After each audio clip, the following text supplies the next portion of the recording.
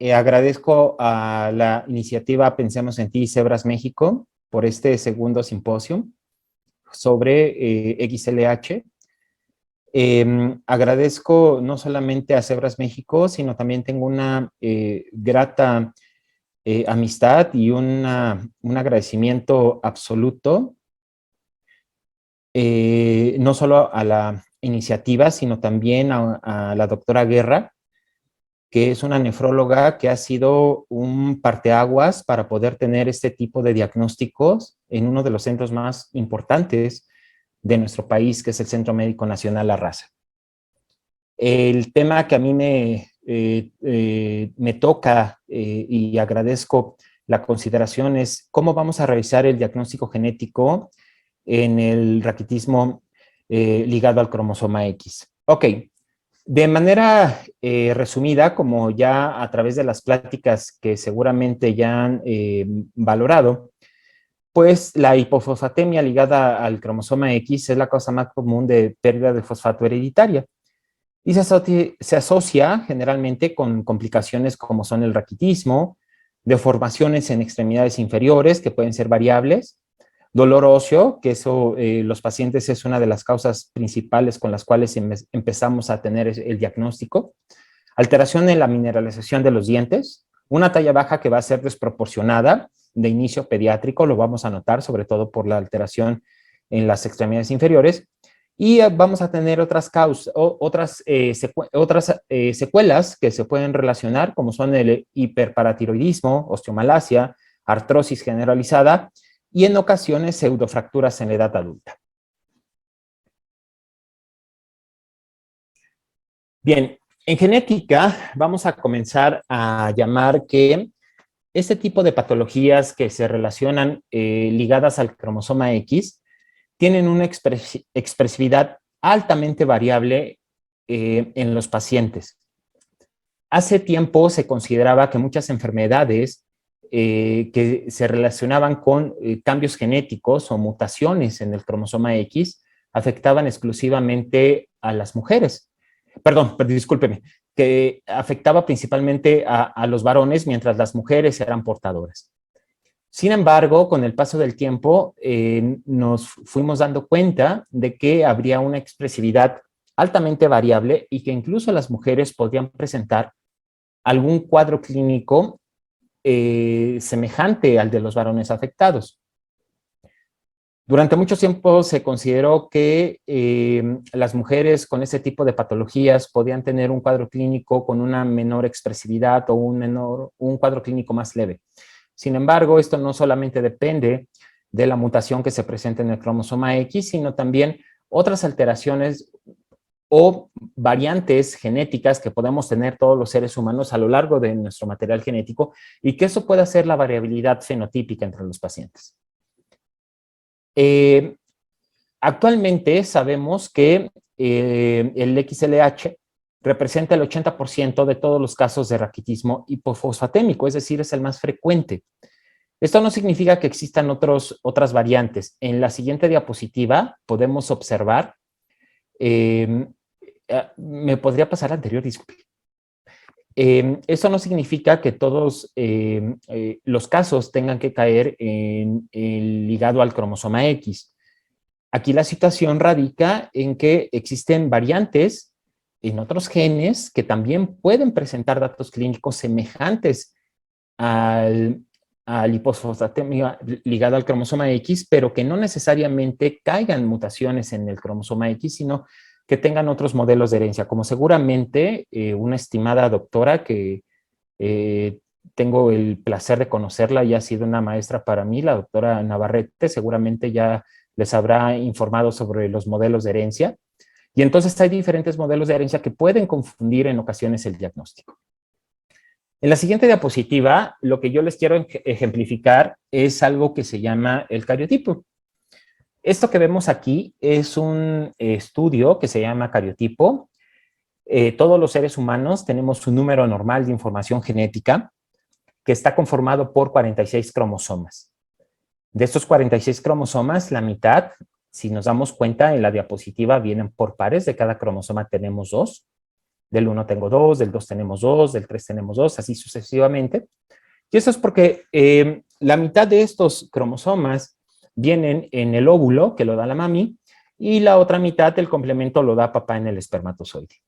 A nivel genético, la única diferencia entre un hombre y una mujer radica en un par de cromosomas especiales, que si lo vemos a su extrema derecha al inferior, son un par de cromosomas especiales que reciben el nombre de cromosomas sexuales. El varón tiene un cromosoma X y un cromosoma Y que es más chiquito, y si podemos ver la siguiente diapositiva, la mujer tiene 2 cromosomas X. Entonces, ¿esto qué significa? Y por eso anteriormente existían estas confusiones para cierto tipo de patologías, donde se decía que la mujer al tener 2 cromosomas X, si caía una mutación en uno de sus cromosomas X, tenía el otro para poder salvar la función. Esto aplica para algunas enfermedades, cada vez se va desmintiendo esta situación.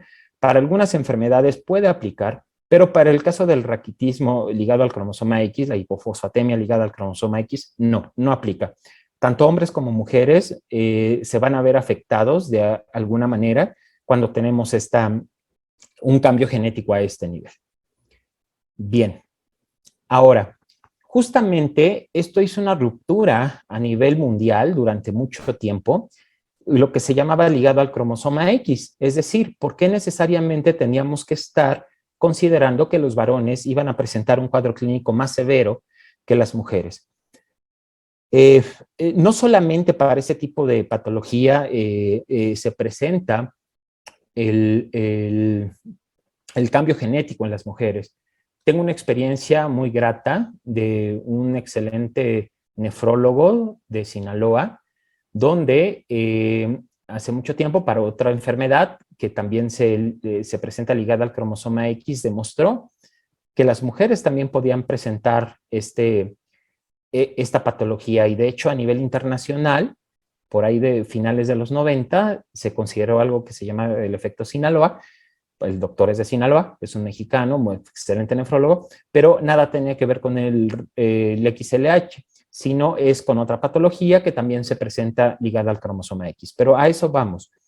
Actualmente se sabe que cada vez vamos a ir dejando atrás esta nomenclatura de recesivo o dominante ligado al cromosoma X. Ya actualmente se especifica como ligado al cromosoma X, ya que la variabilidad en el fenotipo puede ser muy amplia y las mujeres también pueden estar afectadas.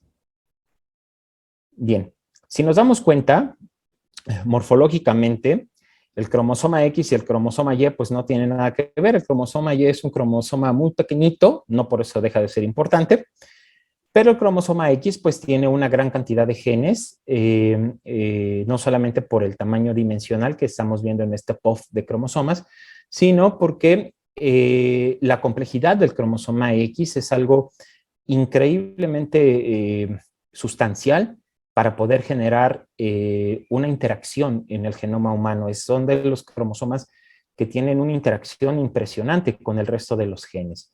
Y entonces en el cromosoma Y hay secuencias específicas que nada tienen que ver con el cromosoma X, y esto es lo que anteriormente hacía o se consideraba una diferencia que los varones podríamos tener si había un cambio genético en un cromosoma X, una mutación. Al no tener secuencias similares en el cromosoma Y, pues el cuadro clínico iba a ser más severo. Pero actualmente se sabe que esto no solamente es por estas circunstancias, sino que existen otras variantes genéticas que nos pueden hacer esta variabilidad en la expresividad de cualquier patología, en este caso XLH.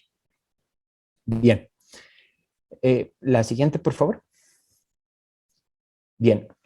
Esto que vemos aquí, esta tabla, me agrada mucho representarla, porque si nos damos cuenta, tenemos las variantes fenotípicas del raquitismo hipofosfatémico. Esto va por localización. Si nos damos cuenta, del lado izquierdo tenemos la localización o el locus, que está en el cromosoma, por cromosoma, vamos del cromosoma 4, luego el 6, luego el 12, y luego el cromosoma X. Si nos damos cuenta, las 3 primeras filas nos hablan de un raquitismo hipofosfatémico, donde tienen un modelo de herencia, que tienen AR, que llamamos autosómico recesivo, ya que llamamos autosómico dominante. Y tiene los genes específicos. Muchas veces, cuando se empezó a estudiar el raquitismo ligado al cromosoma X, nadie le apostaba a que existían genes en el cromosoma X que pudieran relacionarse a esta patología. Y como era más frecuente o más identificable mutaciones en este gen que se llama FGF23, con un modelo de herencia autosómico dominante, y esto confundía muchas veces la patología, porque había padres, varones afectados, que lo heredaban a sus hijas, y entonces se pensaba que era el modelo autosómico dominante y se dejaba de lado que también teníamos este modelo de herencia ligado al cromosoma X, donde tanto varones como mujeres pueden estar afectados.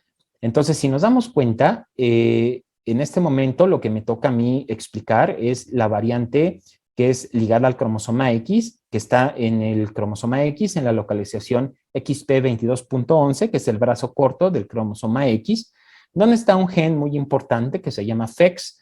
A veces, dependiendo de la nomenclatura, se pone FEX y a veces PHEX, que es la nomenclatura específica. Y una variante mínima que también está localizada en el cromosoma X, que nos puede dar un raquitismo hipofosfatémico, pero con un cuadro clínico menos severo. Si pasamos la siguiente, por favor. Bien. Esto que vemos aquí, el diagnóstico genético de XLH, lo vamos a ver, esto es muy importante. Si nos damos cuenta de los NIH en Estados Unidos, tenemos estos datos que a nivel genético nosotros podemos consultar con fuentes muy confiables en OMIN, que se llaman variantes clínicas o el Clean Variant. Y si nos damos cuenta, aquí hay un numerito que dice 300550, que es el número establecido para la clasificación internacional de la patología. Actualmente, al día de hoy, existen reportes desde 1995 a la fecha de que hay 1102 variantes genéticas que se relacionan potencialmente con generar la patología XLH. De todas ellas, va a haber, si nos damos cuenta en su lado izquierdo, un significado clínico, donde existen ciertas variantes. Estas variantes se correlacionan de acuerdo al cuadro clínico y a modelos que muchas veces llaman modelos in silico, donde se puede estimar qué tanto puede ocasionar un daño no a nivel proteico el cambio mutacional. Pero lo que me llama más la atención aquí y lo que quiero enfatizar es que si se dan cuenta, hasta el último renglón dice patógeno, es decir, todas las personas o todos los seres humanos que tengan este cambio que se considera como patógeno, que está relacionado con 695 variantes, es decir, de 1102 variantes, sabemos que la mayoría, más del 50%, 695, generan la enfermedad directamente, invariablemente de cualquier ambiente, van a presentar la enfermedad. Las demás variantes, sobre todo la que dice de significado incierto o de importancia incierta, esas son variantes donde está demostrado que hay un cambio genético en el gen FEX, pero no es lo suficientemente contundente como para decir que esta variante va a presentar la patología, pero tampoco tenemos la evidencia de que en la población en general esta variante esté presente en más del 3% de la población y no genere ningún cuadro clínico. Estas variantes son las que muchas veces a los genetistas nos generan un poquito de dolor de cabeza porque no tenemos la evidencia suficiente para ejemplificar un cuadro clínico. Sin embargo, cuando tenemos un cuadro clínico bien establecido y una variante de significado incierto y no existen otros datos de alguna otra alteración, obviamente nos orienta cada vez más a darle más peso a esa variante y que con el paso del tiempo, junto con otros casos clínicos a nivel internacional, podamos considerarlo como una variante patogénica y se vayan sumando a esto. Ahora, Esto es altamente variable y depende obviamente de las investigaciones internacionales que se realicen. Justamente por eso me agrada y yo estoy totalmente agradecido de estar en este grupo con ustedes porque muchas de las variantes que se han demostrado a través de los estudios moleculares que se han realizado, podemos ir generando evidencia científica, evidencia clínica, evidencia fenotípica de que una variante, una mutación a nivel genético nos va a relacionar con un cuadro clínico. ¿Podemos pasar la siguiente, por favor? Bien. Este gen, que se llama FEX, y que está en el brazo corto del cromosoma X, en XP22.11, aquí están las coordenadas genómicas, de acuerdo a la nomenclatura internacional. Es un gen que tiene una función muy importante para todo el desarrollo que tiene que ver con función tanto renal como a nivel de movilización de electrolitos. Es un gen regulador de fosfato y se expresa de manera ubicua, es decir, está prácticamente expresado en todo el cuerpo. Obviamente hay órganos donde se expresa de mayor o menor complejidad, pero a nivel renal tiene una función muy característica. ¿Podemos pasar la siguiente? Bien. Esta descripción que realizamos aquí para caracterizar a este gen es que, bueno, este gen FEX es un homólogo de la endopeptidasa reguladora de fosfato ligada al cromosoma X. Tiene estos sinónimos desde hace mucho tiempo que se han utilizado, pero la nomenclatura actualmente es este que es FEX, que es PHEX. Aquí está su localización, que está en el cromosoma X, y este gen tiene 11 transcriptos, es decir, este gen va a generar variantes que se llaman de corte y empalme, dependiendo de dónde se está expresando. A nivel genético, a nivel de las variantes genéticas, corresponde a 200 ortólogos, 7 parálogos, que son variantes de acuerdo a las transcripciones que presenta el gen, pero lo más importante de este gen es que las mutaciones que pueden caer aquí se relacionan únicamente con dos fenotipos, es decir, dos patologías que vamos a ver a continuación.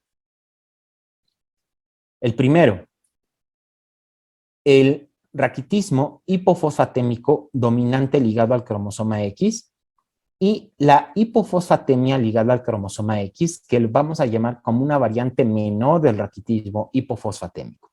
Sin embargo, el más importante con lo que se relaciona es el raquitismo hipofosfatémico dominante ligado al cromosoma X. Ya dijimos que el 80% de los casos del raquitismo hipofosfatémico se debe a mutaciones en este gen. Bien, la hipofosfatemia ligada al cromosoma X o XLH es causada por mutación en este gen. Este gen está construido o se conforma por 22 exones ubicados en esta localización en XP22.1. ¿Qué son los exones? Vamos a entender que los exones son las regiones que van a ser codificantes que nos van a dar un producto funcional.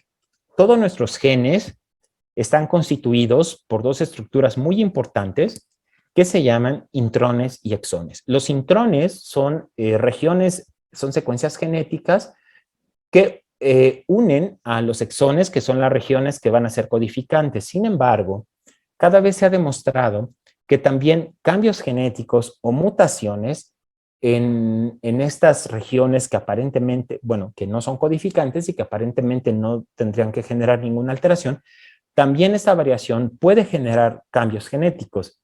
Actualmente hay diferentes artículos que demuestran que la región 3', es decir, una de las regiones que se considera que no necesariamente es codificante o que no es codificante para este gen, variantes en esta región pueden ser causantes de la hipofosfatemia ligada al cromosoma X.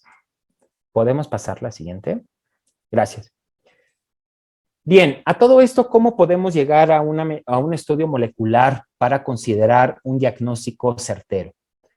Anteriormente, los diagnósticos de este tipo de patologías se hacían de manera clínica. No significa que estuviera mal, al contrario, un abordaje clínico certero siempre va a preponderar sobre muchos estudios que podemos tener a disposición. Anteriormente se hacía el abordaje clínico mediante estudios de gabinete, estudios de laboratorio, valoraciones del fenotipo, antecedentes heredofamiliares, un árbol genealógico. Toda esta clínica que tenemos desde el punto de vista de genética, y no solo de genética, sino de todas las demás áreas, y se podía orientar el diagnóstico. Pero para tener una certeza de qué podemos esperar, porque actualmente ya sabemos que se puede realizar en la mayor parte de los casos de los pacientes una correlación fenotipo-genotipo. ¿Esto qué significa? Que dependiendo de qué cambio genético se identifique, podemos estimar, o ya se sabe de acuerdo a poblaciones en otros países a nivel internacional, en otros grupos poblacionales, qué pasa con este cambio genético y qué es lo que podemos esperar en la evolución de los pacientes. Obviamente esto no lo podemos tomar de manera lineal, sino va a ser puede ser de manera dirigida, dependiendo del cambio genético que presenten los pacientes, pero también hay que orientarnos al cuadro clínico. Si podríamos pasar la anterior, por favor. Gracias. Anteriormente, bueno, todo para la secuenciación del gen, es decir, vamos a ir leyendo letrita por letrita, haciendo a través de una muestra genética, ya sea una muestra biológica, sea sangre periférica, sea tejido específico, sea CitoBrush, raspado de mucosa oral. Podemos ir haciendo una secuenciación dirigida donde vamos viendo letra por letrita la combinación de nuestro material genético que lo conforman la adenina, la guanina, la citosina y la timina. Podemos ir viendo este cambio. Primero se consideró, y es como todos empezamos, como se empezó la secuenciación Sanger, pero después, afortunadamente, todo va evolucionando, aunque todo parte de Sanger, y actualmente tenemos otras técnicas mucho más rápidas, no necesariamente más precisas, pero sí más rápidas. Por ejemplo, la secuenciación de nueva generación, que se llama NGS, y con esto podemos detectar hasta el 90% de los casos de XLH por mutaciones asociadas al gen FEX. Hay algo importante. Existe la evidencia de que no necesariamente la secuenciación nos va a brindar el 100% del diagnóstico de los pacientes.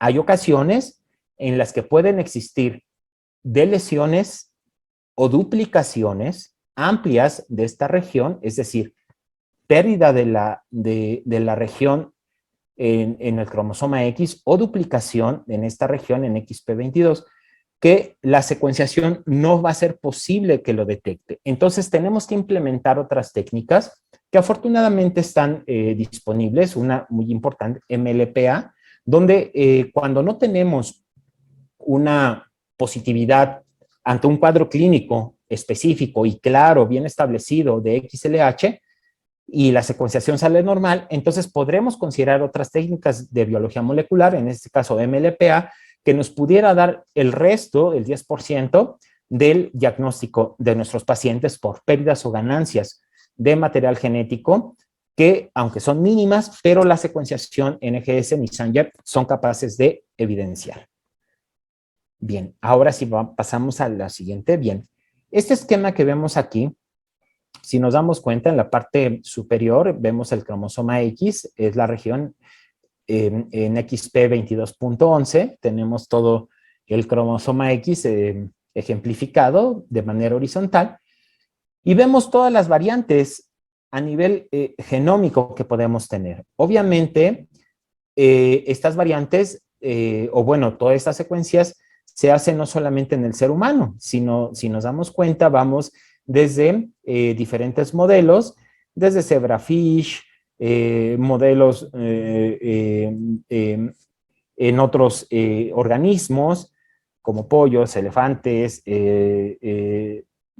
modelos murinos, en Macacus rhesus, donde estas variantes se van analizando ontológicamente para saber cómo cómo se pueden presentar. Y hasta arriba vemos la secuencia específica a través de diferentes haplotipos a nivel internacional y las variantes alélicas que se pueden presentar para poder saber cuándo existe realmente un cambio genético que podemos considerar como una mutación, o en aquellas otras variantes que ya vimos que pueden ser variantes normales o variantes de significado incierto, o algunas variantes que ya actualmente se están considerando como variantes de susceptibilidad, pero que hasta el momento, para el caso de XLH, estas variantes de susceptibilidad no han sido totalmente demostradas, solamente se han demostrado las variantes que son mutaciones, variantes patogénicas, o las variantes de significado incierto cuando se realizan las estimaciones específicas para cada paciente y que se puede considerar, de acuerdo al cuadro clínico y el cambio genético, la causante de la patología. Si podemos pasar la siguiente. Ok. ¿Qué es lo que hacemos? Finalmente, al realizar esta secuenciación de nueva generación, ubicamos, como está en este esquema, si vemos un rectángulo rojito en la parte superior, esa es la región justamente del cromosoma X, y en la parte inferior vemos todas las variantes que podemos ver en este gen. Estas variantes nos hablan tanto de la secuencia que está en el gen, cómo está localizada, y también cómo vamos a tener esta expresión del gen a nivel de RNA. Esta herramienta que tenemos disponible de manera gratuita en diferentes plataformas en Internet, nos orientan a poder a tener un acercamiento de la variante que podemos encontrar. Afortunadamente, como vimos hace un par de diapositivas, vimos que ya hay una gran cantidad, hay más de 1000 variantes que están relacionadas con la posibilidad de generar la patología, y por lo tanto tenemos que saber identificarla para poder orientar esta correlación que es siempre y siempre será muy importante, esta correlación fenotipo-genotipo, que es lo que podemos esperar a través de encontrar una variante mutacional, una variante patogénica, y el fenotipo que puede desencadenar nuestro paciente. Bien, ¿a qué vamos con todas estas conclusiones? De estos estudios que se pueden realizar, lo más importante es aterrizar en esto. El análisis molecular definitivamente es básico para poder realizar una certeza diagnóstica.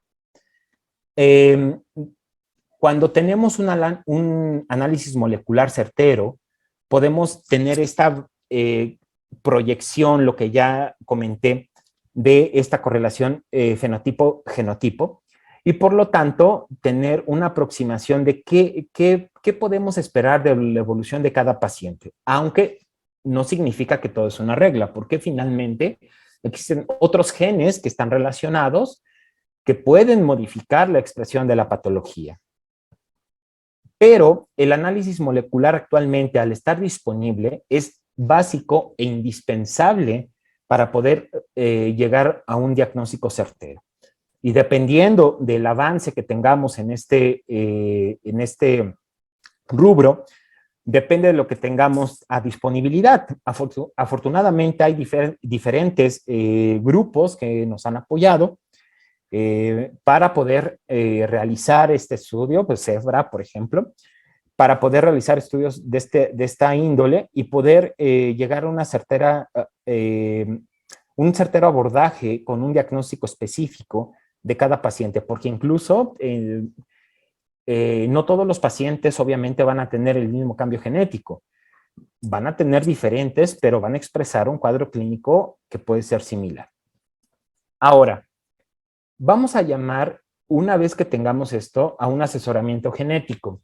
El asesoramiento genético es algo muy importante porque no necesariamente en todas las enfermedades genéticas significa que sean hereditarias. De repente tenemos una idea como que todas las enfermedades genéticas tienen un trastorno hereditario. No. De hecho, la mayor parte de las enfermedades genéticas se presentan como cambios genéticos nuevos, mutaciones de novo. Todos los seres humanos, absolutamente todos, tenemos mutaciones. Ningún ser humano se salva de tener mutaciones. ¿De qué depende de que un ser humano se enferme o no? El azar. ¿En qué parte de la información genética cae esta mutación? ¿Cómo se va a comportar? Y por lo tanto, si pudo expresar o no un cuadro clínico. Se ha demostrado que hay pacientes para XLH donde no hay antecedentes heredofamiliares, pero que el cambio genético ocurrió por primera vez en el paciente como una mutación de novo sin tener antecedentes. Pero ¿qué pasa? A través de esta validación, cuando se sabe que no hay antecedentes heredofamiliares y que es una mutación de novo, entonces a partir de este paciente, entonces su descendencia sí va a tener un riesgo y por lo tanto tenemos que brindar este tipo de asesoramiento genético.